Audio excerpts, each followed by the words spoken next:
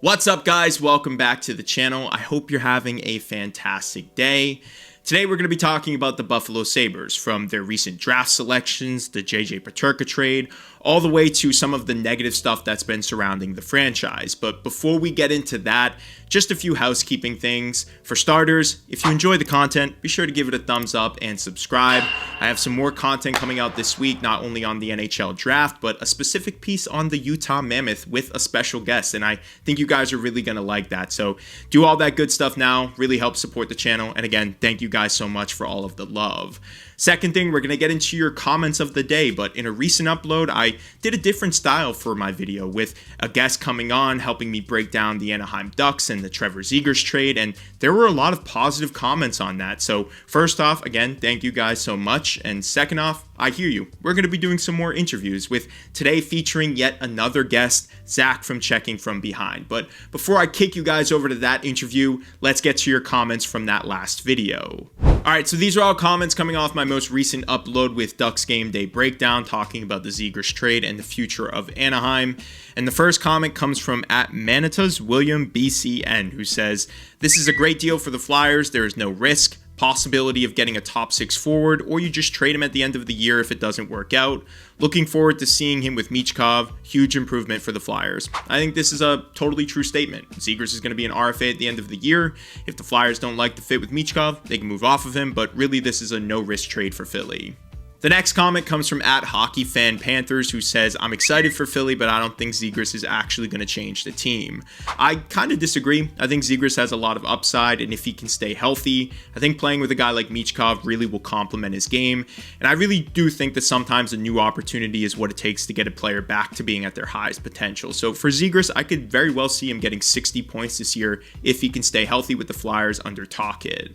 The next comment comes from @Southern California Life, who says, "If the Ducks sign Marner or Robertson, even if they don't make the playoffs, Verbeek will save his job. Just don't give away our future stars." Maybe. I think there's a chance. I think if he can bring in a top free agent like Mitch Marner, it will buy him a little bit more time, but I really do feel like Verbeek is on the hot seat, especially after trading arguably the face of your franchise in Zegras for practically nothing.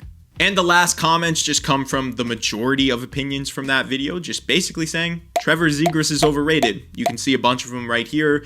And I think that some of you guys need to kind of refresh your takes on this kid. He was playing with Anaheim. He wasn't being given a lot of opportunities with an old school head coach who just really didn't like his game. And I heard a lot of rumors about when he was signing that contract with the Ducks, especially from Ducks Game Day Breakdown, that Verbeek was just not a fan of how he handled those negotiations or his style of play. So let's see how Trevor Zegras bounces back when he's healthy in this new system under a head coach who I think is going to complement him quite nicely. But again, thank you guys so much for commenting on that video. For this one, I'm going to give you guys a bit of a prompt.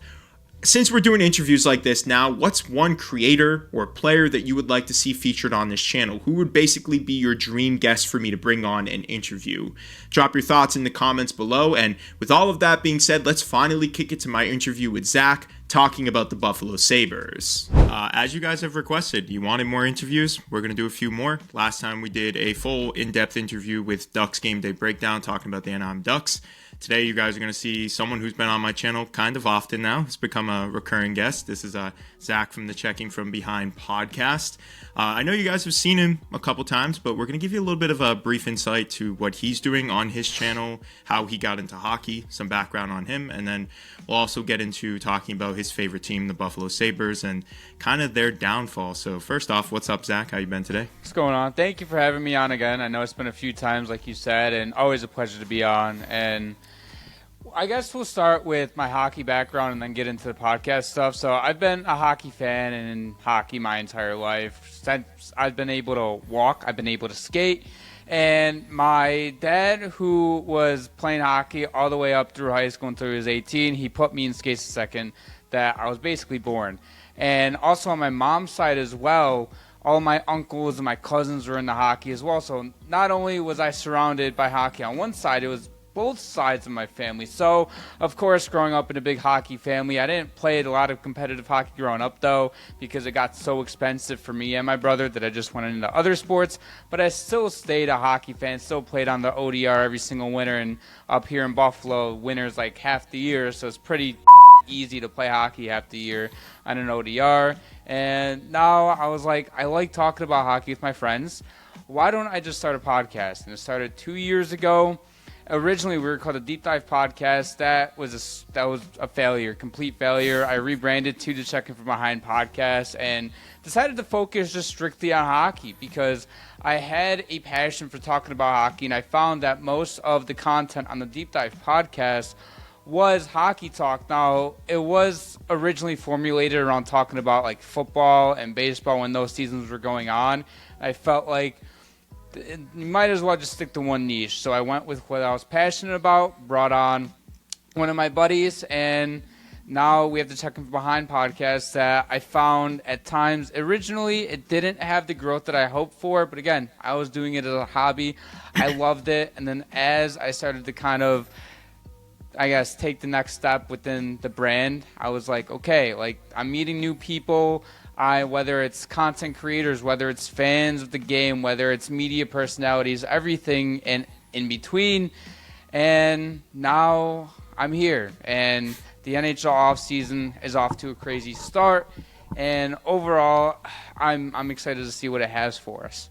Growing up, so you said you played hockey since you were probably able to put on skates and stuff. Mm-hmm. So did you grow up in Buffalo, and what kind of inspired you to get in hockey outside of your parents? Like, did you like watch a game when you were younger, a player that just like kind of stood out to you and that kind of just made you fall in love with the sport? Thomas Vanek, I grew up idolizing. He was my guy. I was kind of obsessed with him, and I want, like, as like a 5, 6, 7-year-old growing up, and at that time I was playing like some house league hockey, nothing too crazy until I think like at the end of 3rd grade. And I wanted to be like him. I wanted to be in front of the net, get in the dirty areas and score goals and do all that stuff. And so he was the guy that kind of brought me in. And yeah, I've grown up in Buffalo my entire life in the same, not the same neighborhood, but like the same suburban area my entire 23 years. And overall, just being able to go out and having go on my uncle's ODR that he had up until probably about 14 or 15 when my older cousins moved out. Being exposed to the game of hockey not only kept things fresh, but also it kind of helped me learn about the game too, growing up watching the Sabres be good. And now, as we know, the 14-year playoff drought, but it definitely did help having the Sabres in 06, 07, 2010, 2011 making the playoffs and making some deep playoff runs. So having a good team around does help, and we're kind of seeing like a decline in hockey players. I work at an ice rink at the moment, and it's kind of hard to find some teams from time to time because the Sabres are so bad. And I think a lot of that has to do with the influence of the Sabres as a younger self, and also just being exposed to the game throughout my family and everywhere else. Now that we're kind of done talking about your background and stuff, obviously you mentioned you're a big Buffalo Sabres fan, and they've been in a little bit of negative news lately. So why don't we start by talking about the negative stuff, and then we'll get into whether or not you feel positively about their draft start last night. But JJ Peterka was traded to Utah for, I think it's Michael Kesselring and Josh Stone, I believe was the package back. Yeah. I've seen some mixed reviews about this. I'm on the side of thinking that this is a bit of a bad trade, obviously. I know there's some upside with getting a right-hand defenseman who's kind of big, still young. What do you feel about this with Buffalo? Are you feeling a bit of deja vu? Are you optimistic? Or are you just full-blown ready to go to Dallas at this point? So I kind of overreacted on the trade, I'm not going to lie. I woke up at 6 a.m., to my phone being blown up that we traded JJ Peterka, and I'm like, okay, didn't really expect it like this. Well, what's the return? I'm assuming some like 4th overall package, or like maybe we're getting somebody like off the area, although that would be hard to prime from Utah. But player like JJ Peterka, you never know. And I see Michael Kesselring and Josh Stone. Don't get me wrong. Kesselring is exactly what the Sabres needed. A 6'5" or 6'6" right-handed defenseman who I've seen some people compare him of the Tage Thompson of on the blue line. Dude's length, he's huge, and his awareness. He's not necessarily physical, but he can shut down opponents' lanes. He can get inside of passing lanes, and he can overall use his long reach to really break up plays, whether it's in transition, defensive zone, and he can even move the puck too in the offensive zone and up the ice on a breakout. Now that I've had a couple days to really think about it, I don't necessarily think it's a bad trade. I think Utah wins it because they get the best player in the trade, and I will live by that. That in any trade, if there's one clear player that is the best player, that team wins the trade, especially for a team like Utah, that sure. I felt like could use a guy like JJ Peterka. They already have a great core around them, and now you just add a guy, and they didn't really have to give up a ton, especially because they do have a couple more blue line prospects coming up through the system that should be ready very soon. So Kesselring, a 25-year-old, main pieces of the trade coming back to Buffalo, of course. Probably going to stick him with Owen Power, and I think mission successful getting a true defensive defenseman in a way in Michael Kesselring to play with Owen Power. Now, the only question is, how are you going to fill J.J. Peterka's void? Offensively, superstar. I think he has close to 80-point potential. I've seen some people where they think he might already hit his peak by now. Offensively, he can go ghost at times, but when he is going, he's so good. And I wouldn't necessarily put him in the elite category yet. I think he's an emerging star. Now, the one problem I get with JJ Peterka is his defensive game. He was horrible defensively. But again, you don't pay every single guy in the league to play defense. You pay a lot of guys to score. And where are most of the players that are getting paid right now? They can score. Sure, of course, you have a lot of two-way players that are really good, and you see a lot of the Stanley Cup teams or contending teams have a ton of two-way guys. I totally get that. But JJ Peterka, just defensively, he was a ghost, and he wasn't good. And if he wasn't contributing offensively, you didn't notice him for games on end. And I think that's where you run into the problem. And also, I've heard some stuff where JJ Peterka would be out partying until like 4 or 5 a.m., sometimes even the night before a game, going out to bars when he has to be up at 10, 11 o'clock for morning practice. So that's all I'm going to say on that. I have heard a couple other rumors. I don't want to spread false information about JJ Peterka that I can't quite confirm right now. But overall, I think it was a win in Utah's books, but I'm not necessarily upset on the Sabres end. Why don't these players want to re-sign in Buffalo? It's less about why is Buffalo trading these players, because we know why Buffalo is trading these players. They don't want to stay. We saw it with Jack Eichel. We're seeing the same thing with JJ Peterka. The culture there, the front office, they don't seem to click well with these young stars. And they're way too quick to just give up on someone with potential because maybe there's something outside of their play. If we look back at Jack Eichel, it's the surgery, right? They don't support the player gets upset, he wants to leave. JJ Peterka now, maybe they were bugging him about him doing stuff off the ice, which in my eyes, if you have a 70-point player, what do you care what he's doing off the ice? I don't think that JJ Peterka was the reason that Buffalo was a worse team this year than they were years prior. I think that there's an underlying issue with their front office. So if you had to summarize this like as quick as you probably could to say who is the most responsible for the culture set in Buffalo and how does that change, what would your response be? Because there's probably a million pieces, right? There is. I'm going to tie these two together, Terry Pegula and Kevin Adams. Okay. Terry Pegula, it just feels like he doesn't want to spend money, and I know Kevin Adams in interviews has said that there's no internal cap. I'm calling on that. I think Terry, he doesn't want to spend money if he doesn't have to. And then I think Kevin Adams, he just says the wrong things. And again, like you said, the organization gives up on players too quickly. They think they're this stern organization that sets their foot down and is like, you're not going to do this, you're going to listen to us. And then when the players get upset, they have no problem getting rid of them for, a bag of chips. So that's just my take on it.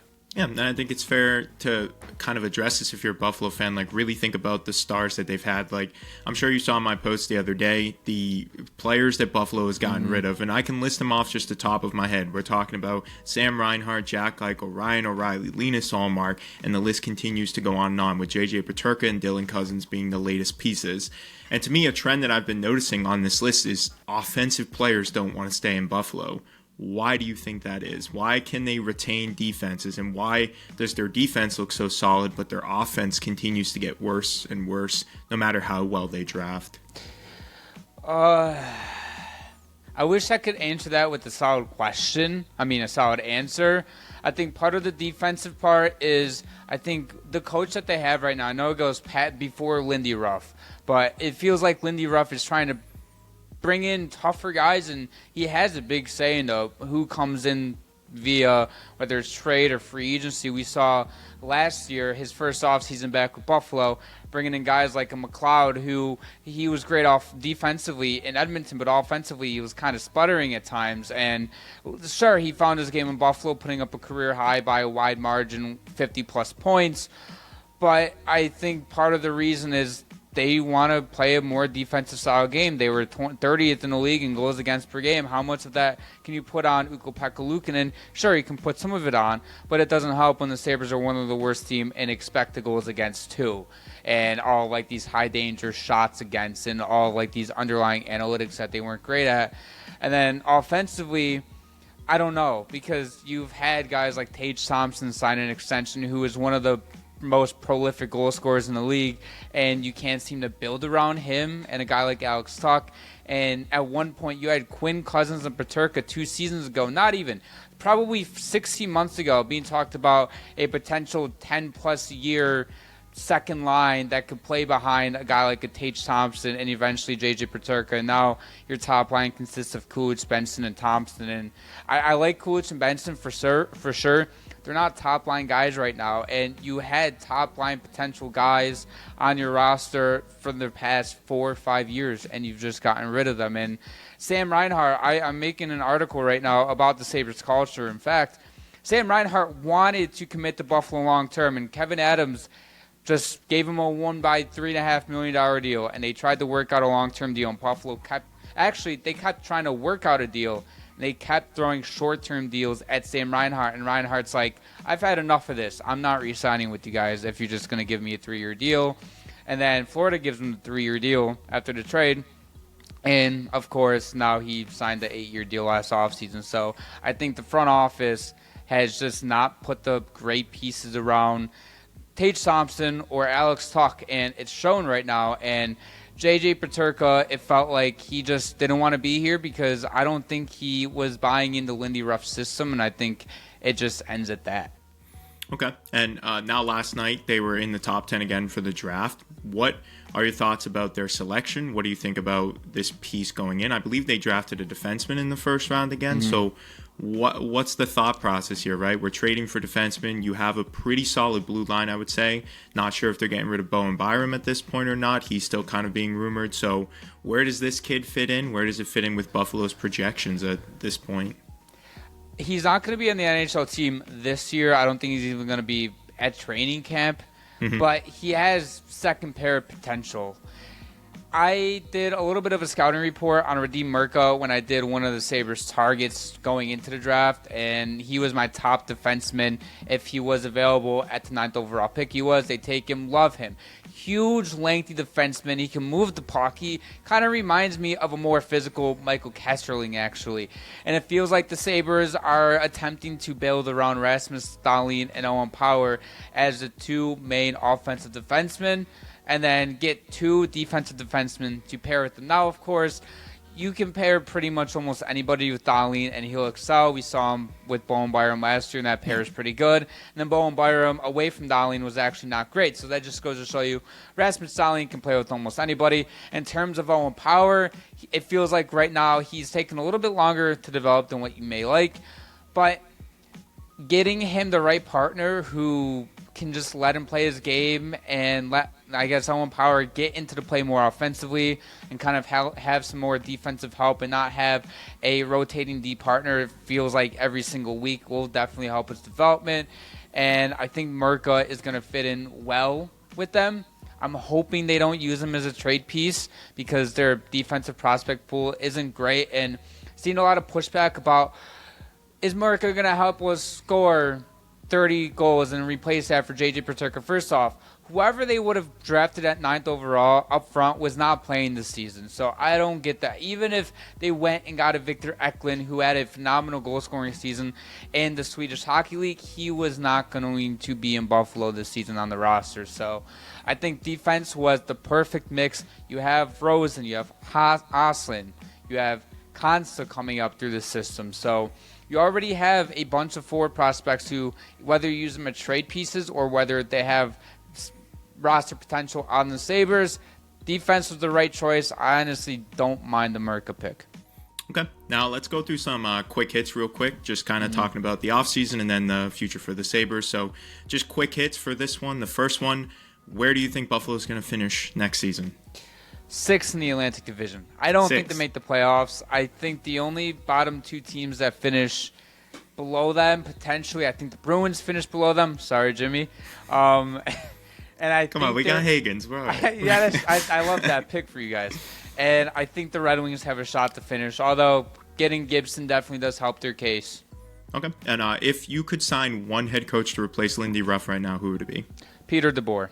Love that answer. I was hoping you would say that. And I know you're a Stars fan, so you're a closeted Stars fan, so I knew that was coming. And then if there's one player you could sign in free agency, one dream player that's not Mitch Marner because he's not going to Buffalo, let's be realistic here. Yeah. Who would be the one player you think would be perfect, either pair with Tage Thompson or just add for a depth piece? Nikolai Ehlers. Really? I've gone back and forth between Ehlers and Besser, and I look at Ehlers. I think he fits better than Brock Besser. I think the Sabres, they might already have a couple guys like a Brock Besser. I think Ehlers bringing what he can from the Winnipeg Jets to Buffalo, I think would be a great fit up front. Okay, cool. And last question, where's Mitch Marner signing? It's not Buffalo. No, it's not Buffalo. I'm still sticking with my guns. I'm still saying Carolina. I've rode this train ever since it came out that he was going to not re-sign with the Maple Leafs. I said Carolina Hurricanes first, said it second, and I'm saying it a third time, Carolina. Wow, that one shocks me. I think I'm still LA or Vegas, okay, but Carolina would be pretty cool. I think it would be a good spot for him. So, yeah, appreciate you again for coming on, guys. This is Zach again from Checking From Behind. Do you want to shout out any of your socials? We're obviously going to have them in the description, but any last words you want to say? Yeah, if you guys are just on every single platform, go check out Checking From Behind on TikTok, Instagram, YouTube, and also my personal YouTube channel. It's just Zach Berta. You can just look it up in the YouTube search bar. And thank you again, Jimmy, for having me on. Always a blast, as always. All right, guys, I hope you enjoyed this conversation between me and Zach. Again, all of his handles are going to be in the description below, so be sure to go give him a follow. Again, let me know what you guys think about these interview-styled videos. Are you enjoying them? And who would be the dream guest you want to see me bring on an interview for this channel? Thank you guys so much for watching. If you enjoyed the video, give it a thumbs up and subscribe to the channel. I also have some more content right here on the screen if you're bored and want to watch some more hockey as we go through the off season. Again, thank you guys so much for watching. I will see you in the next episode.